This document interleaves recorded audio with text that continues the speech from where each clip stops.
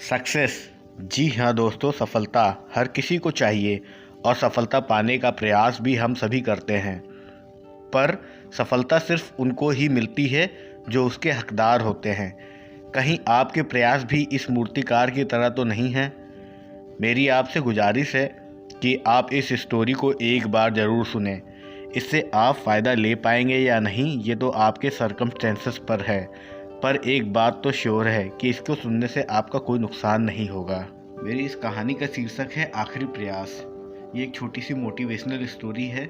एक समय की बात है, एक राज्य में एक प्रतापी राजा रहा करते थे। एक दिन उनके दरबार में एक विदेशी आगंतुक आए और उसने राजा को एक सुंदर पत्थर उपहार स्वरूप प्रदान किया।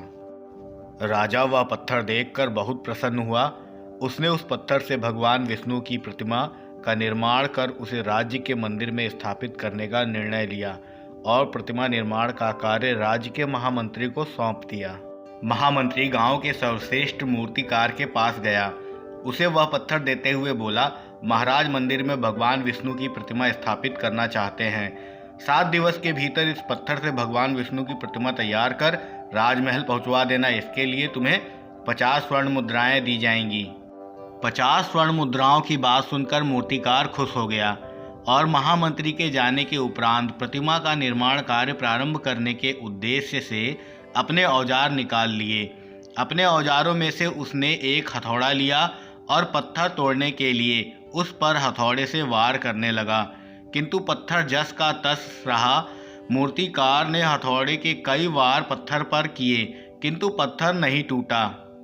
50 बार प्रयास करने के उपरांत मूर्तिकार ने अंतिम बार प्रयास करने के उद्देश्य से हथौड़ा उठाया, किंतु यह सोचकर हथौड़े से प्रहार करने के पूर्व ही उसने अपना हाथ खींच लिया कि जब 50 बार से पत्थर नहीं टूटा तो अब क्या टूटेगा।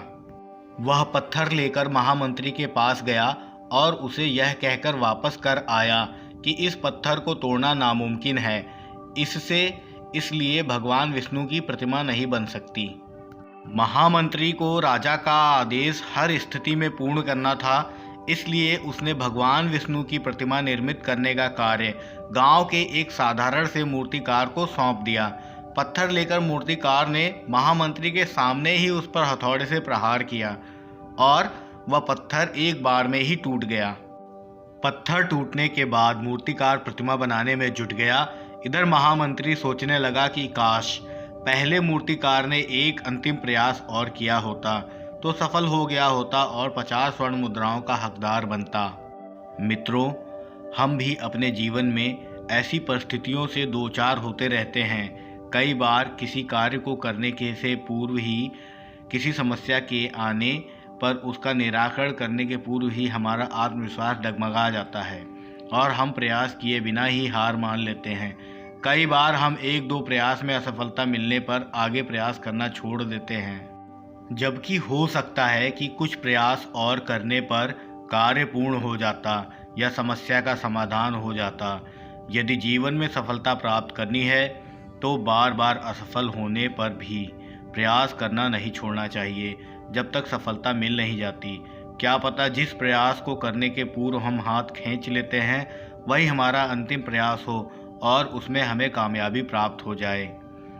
दोस्तों, एक निवेदन है आपसे कि यदि आपको ये वीडियो पसंद आई है तो आप इसे लाइक अवश्य करें और कमेंट करके आप इस विचार के बारे में अपनी विचार बता सकते हैं। और दोस्तों, इस चैनल को सब्सक्राइब करके बेल आइकन को दबा दें। धन्यवाद।